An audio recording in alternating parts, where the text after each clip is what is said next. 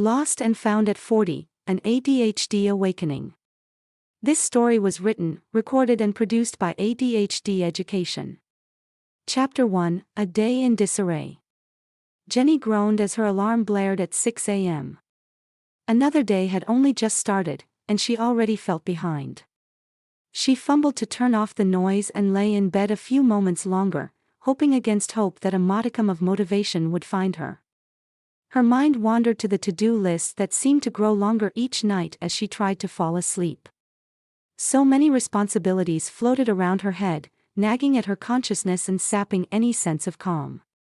With a reluctant sigh, Jenny threw back the covers and dragged herself to the kitchen to start a pot of coffee. Maybe the caffeine could jumpstart her lagging brain. As the coffee brewed, Jenny glanced at her phone and saw a string of missed messages from last night. Damn, she muttered, remembering a scheduling conflict she was meant to address. Her colleague Mark had been hoping to set up a meeting today regarding their latest project. Now he'd be frustrated with her delay in response, as usual.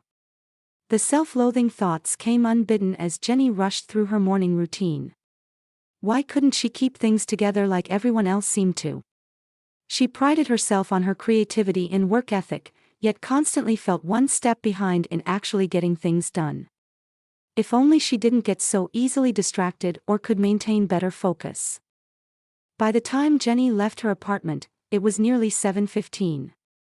She'd be pushing it to make the morning stand up on time, and walking in all frazzled would only shine a spotlight on her tardiness. Grabbing her coffee and bag, she dashed out the door and down the street as fast as her worn Converse allowed. When Jenny finally reached the office, most of her colleagues had already assembled in the common room. She greeted Mark with a breathless apology, catching his displeased frown before he turned away. As project lead, he needed her on top of things, and her lateness didn't portray that. Jenny's stomach knotted with the familiar stab of shame. The daily stand-up went about as smoothly as could be expected, with Jenny jumping in to provide updates whenever she could focus on the conversation. Her mind kept drifting off to that long to-do list or random ideas sparked by what others mentioned. By the time they wrapped up, her notes were sparse and disorganized. Back at her desk, Jenny opened her calendar to block out time for catching up on emails. Only she had a hard time actually starting any replies, as even mundane messages seemed daunting. How did people blast through this volume of communication so easily? She scrolled endlessly, burying the important under countless trivial decisions. At some point during the morning, Jenny's coworker Amy popped by with a question. But their discussion veered wildly off topic as Jenny's tangential thoughts took hold. By the time Amy extracted herself, they'd wasted nearly an hour without resolving the original issue. Panicked, Jenny pulled up her calendars only to discover 2 afternoon meetings she'd clean forgotten about. Lunch came and went in a hurried blur as Jenny power walked through the city with a protein bar, trying to carve out some solitary time. Yet her whirring brain made true solace impossible. By the time she returned to the office, anxiety flooded her system once more. How could she hope to catch up on all she'd neglected during her distracted daydreaming? The first post-lunch meeting mostly went off without a hitch, thanks to Jenny preparing diligently the night before. But come the second, she realized with dawning horror she'd neglected to do the required research. Stuttering apologies, she faked her way through as best she could and escaped at the first opportunity, shoulders hunched with guilt. Maybe if she locked herself away with headphones on, she could power through everything before quitting time. By 5 p.m., Jenny had barely made a dent in her to-do list despite sacrificing her entire day. But she knew if she stayed any later, the fatigue and frustration would render her useless. With a sinking heart, she reviewed her half-finished emails and glanced at the calendar full of incomplete tasks. How had she let things slip so badly yet again? No wonder people thought she was flaky. She couldn't even keep track of her own commitments. The commute home passed in an anxious haze. Once inside her apartment, Jenny collapsed on the couch with relief to be away from prying eyes. Yet in solitude, shame crept back in tenfold as she replayed every lapse from the day. She knew she was incredibly fortunate to have this job, one that allowed her interests and skills to shine. So why couldn't she simply get organized and perform like her competent peers? Over a microwaved meal, Jenny aimlessly scrolled on her phone hoping for distraction. An article caught her eye about women experiencing later diagnosis of ADHD. She clicked through curiously, relating far more than she cared to admit. Could her struggles truly be caused by a disorder rather than flaws in her personality? It seemed too good to be true that a solution may exist for the chaos in her mind. That night, Jenny lay awake long after exhaustion overtook her panicking coworkers. She replayed every symptom detailed on those sites, matching them unerringly to her daily routine. The piles of unfinished tasks, procrastination, distractibility, it all fit far too well. For the first time, Jenny allowed herself to consider that maybe, just maybe, her struggles weren't her fault after all. Answers could exist if she had the courage to find them. Chapter 2: Understanding Oneself. Jenny awoke the next morning with a new sense of purpose. Though trepidation lingered, after so many years questioning herself, answers called to her like a siren song too sweet to resist. She made her regular coffee with care instead of haste as was her habit, taking time to check emails gently and thoroughly plan her day. This new outlook continued into the morning stand-up meeting, where Jenny participated attentively and shared updates accurately thanks to revising them the night before. A small victory, but one that lifted her spirit considerably. Afterward, she took a deep breath and tapped Mark's shoulder with resolve. "Do you have a minute to chat?" He followed her to a quiet corner, apprehension writ across his face. "Look, I know I've let things slip lately and you depend on consistent work. The truth is, after some research, I think my struggles might be due to ADHD. I'm planning to get assessed but wanted you to hear it from me first." Jenny held her breath, anxiety warring with determination within. To her surprise, Mark's worried expression softened into understanding. "I appreciate your honesty. Just promise you'll keep me in the loop on your progress so I can support where needed, okay? We all have things to work on." His words kindled a cautious flame of hope inside her weary heart. That day sailed far more smoothly thanks to Jenny scheduling alerts, taking regular breaks for movement, and communicating needs to colleagues. Still, small frustrations surfaced and by afternoon, stressors threatened to overwhelm.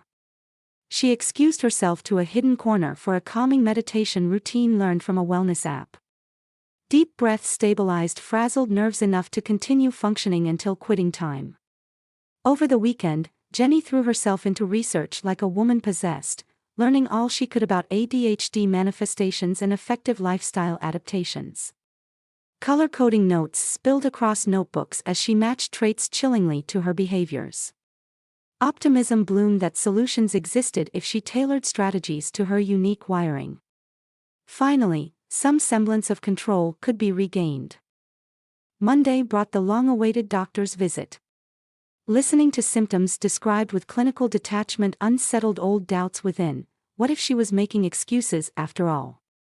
But assessment results confirmed the diagnosis unequivocally. Relief swept Jenny away even as apprehension lingered at disclosing this new identity.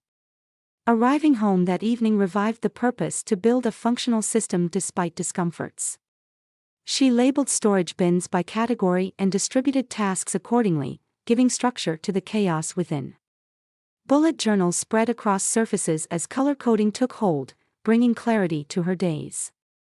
Slowly, organization seeped into mind and home, releasing tension from rigid shoulders. The next morning, Jenny woke earlier than necessary to prepare without panic. She utilized checklists and reminders conscientiously, keeping commitments easily thanks to reliable routines. This success lent confidence meeting with Mark to disclose her diagnosis, enlisting his assistance moving forward. His assured acceptance further fortified crumbling walls, helping her envision possibility anew. Days transitioned into weeks of steady adjustments undergirded by patience and community. Not all strategies proved effective immediately, but through trial and reflection, tailored solutions took root to nourish blossoming potential. Work flourished from meeting deadlines routinely rather than last-minute scrambling. Colleagues noticed brighter spirits and reliability where doubt once resided. Life still posed obstacles as any road worth walking must. But in understanding herself at last, Jenny wielded awareness as armor against past insecurities. She could embrace neurodivergence creatively rather than view it as an inherent flaw. And through compassionately addressing needs, days overflowed with focused flow state rather than discordant fragments. At long last, Jenny took hold of the reins and galloped toward her destiny. Chapter 3: Thriving with Focus. Jenny scrolled through notifications one Friday morning, delighted to discover an invitation awaiting her approval. The company planned an informal brainstorming session for Monday regarding upcoming projects. In past life, such responsibilities would paralyze with dread. Yet nearly 3 blissful months into her journey, confidence surged at opportunities instead of obstacles. She eagerly RSVP'd yes before mentally preparing contributions. Ever since adopting varied stress-relieving techniques, ideas flowed freely with worries damming creativity no longer. Come Monday, Jenny conversed animatedly during kickoff discussions, cheerfully offering left-field perspectives team members hadn't considered. Colleagues responded positively despite unconventionality, appreciating fresh inputs stimulating discussion. Mark grinned watching her passionately advocate colorful proposals, clearly thriving in her element. When breakout groups formed, he ensured her leadership over the boldest concept, hoping to harness emerging strengths. During presentation preparation that week, Jenny delved into research fueled by focused curiosity instead of past distractions. Though unfamiliar territory, structure and collaboration saw vision coalescing. Friday arrived bearing the fruits of diligent labor. Despite butterflies fluttering, Jenny confidently guided intrigued listeners through color-coded slides outlining their plan. Colleagues chuckled appreciatively at humorous asides weaved organically throughout narrative cadence.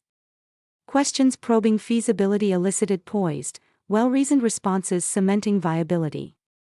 By the presentation's close, enthusiasm permeated the room with hands already raised offering valued assistance realizing their innovative dream. Feedback flooded in afterward overflowing with praise for meticulous work translating vision to actionable strategy. Clients reached out directly excited to test run concepts via pilot launch within the month. Euphoria swelled Jenny's heart to bursting seeing potential actualized through grit, community and compassion for her needs. That evening, celebratory takeout with committed teammates sealed new bonds forming over unified purpose. At long last, she belonged among peers appreciating singular gifts.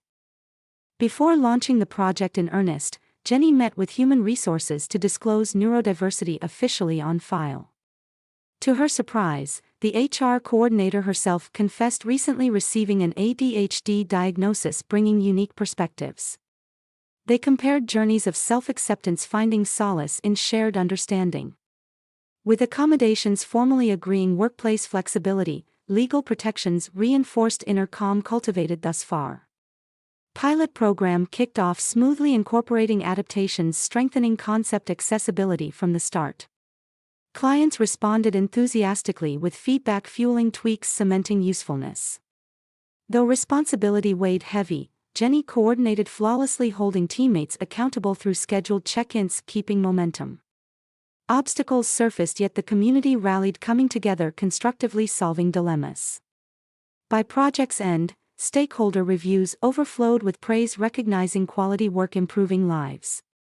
Clients clamored for full product rollout timelines speeding up considerably. Delight spilled from Jenny seeing the difference made so tangibly through efforts manifesting her gifts. That evening celebrating over drinks, she reflected joyfully on how far acceptance carried her beyond deepest hopes. Now with proper support, fulfilled potential knew no ceiling in sight. Months passed productively spearheading new initiatives while maintaining self-care routines. Through challenges met with compassion, confidence burgeoned daily renewing commitment. Beyond work triumphs, personal well-being flourished finding balance nourishing mind and soul equally. Relationships deepened on foundations of open communication and understanding oneself, which allowed truly seeing others.